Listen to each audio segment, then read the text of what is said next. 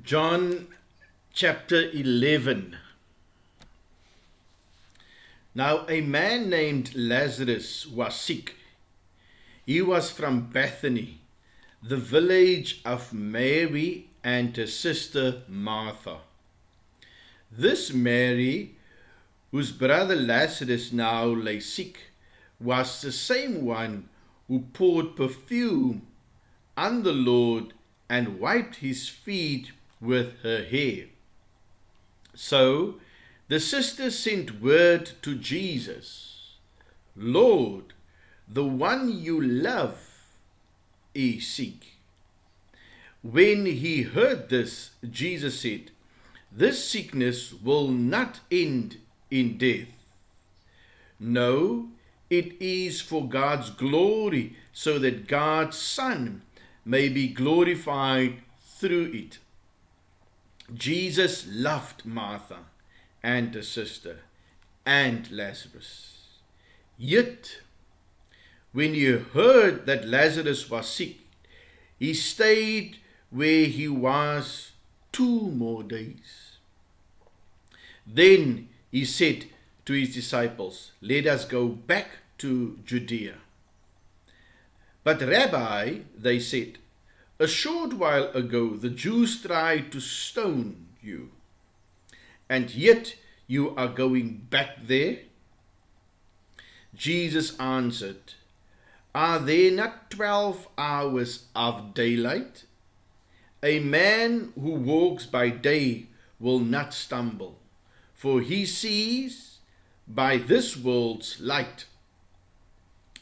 It's when he walks by night that he stumbles, for he has no light."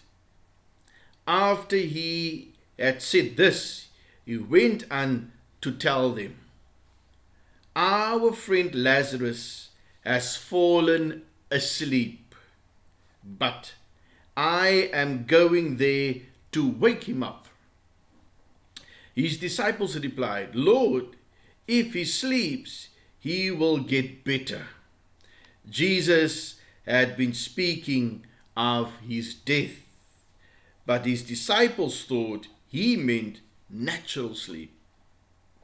So then he told them plainly, "Lazarus is dead, and for your sake I am glad I was not there, so that you may believe. But let us go to him." Then Thomas, called Didymus, said to the rest of the disciples, "Let us also go, that we may die with him." On his arrival, Jesus found that Lazarus had already been in the tomb for 4 days. Bethany was less than 3 kilometers from Jerusalem, and many Jews had come to Martha and Mary to comfort them in the loss of their brother.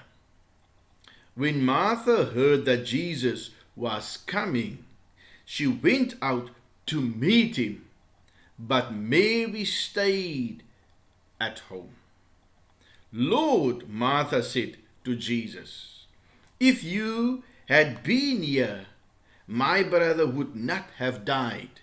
But I know that even now God will give you whatever you ask." Jesus said to her, "Your brother will rise again."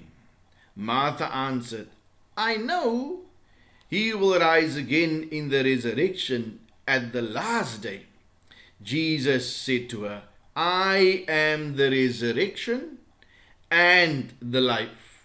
He who believes in me will live, even though he dies.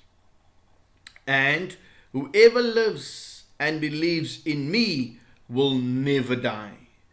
Do you believe this?" "Yes, Lord," she told him, "I believe that you are the Christ, the Son of God, who was to come into the world." And after she had said this, she went back and called her sister Mary aside. "The teacher is here," she said, "and is asking for you." When Mary heard this, she got up quickly and went to him. Now Jesus had not yet entered the village, but was still at the place where Martha had met him. When the Jews who had been with Mary in the house, comforting her, noticed how quickly she got up and went out, they followed her, supposing she was going to the tomb to mourn there. When Mary reached the place where Jesus was and saw him, she fell at his feet and said, "Lord, if you had been here, my brother would not have died." When Jesus saw her weeping, and the Jews who had come along with her also weeping, he was deeply moved in spirit and troubled. "Where have you laid him?" he asked. "Come and see, Lord," they replied.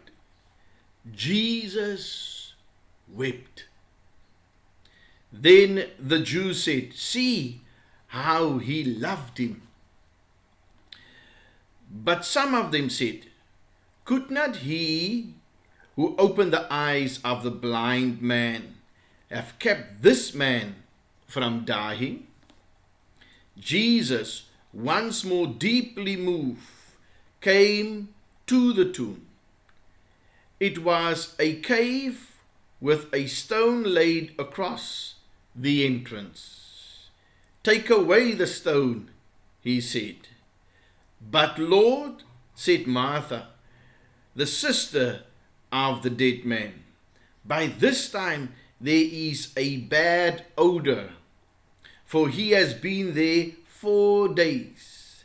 Then Jesus said, "Did I not tell you that if you believe, you would see the glory of God?" So they took away the stone. Then Jesus looked up and said, "Father, I thank you that you have heard me. I knew that you always hear me, but I said this for the benefit of the people standing here, that they may believe that you sent me." When he had said this, Jesus called in a loud voice, "Lazarus, come out." The dead man came out, his hands and feet wrapped with strips of linen, and a cloth around his face. Jesus said to them, "Take off the grave clothes and let him go." Therefore, many of the Jews who had come to visit Mary and had seen what Jesus did put their faith in him. But some of them went to the Pharisees and told them what Jesus had done. Then the chief priests and the Pharisees called a meeting of the Sanhedrin. "What are we accomplishing?" they asked. "Here is this man performing many miraculous signs. If we let him go on like this, everyone will believe in him, and then the Romans will come and take away both our place and our nation." Then one of them, named Caiaphas, who was high priest that year, spoke up. You know nothing at all.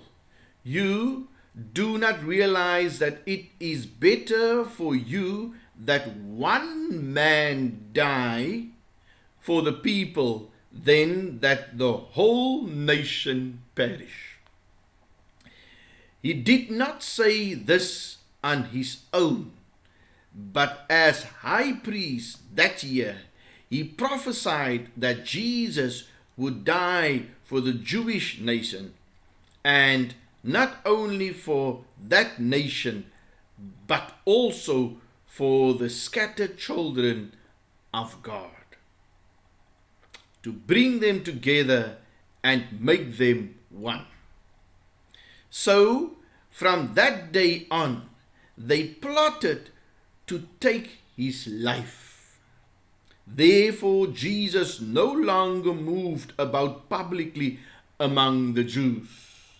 Instead, he withdrew to a region near the desert, to a village called Ephraim, where he stayed with his disciples.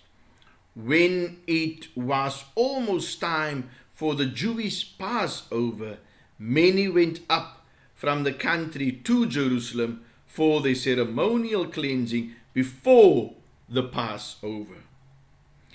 They kept looking for Jesus, and as they stood in the temple area, they asked one another, "What do you think?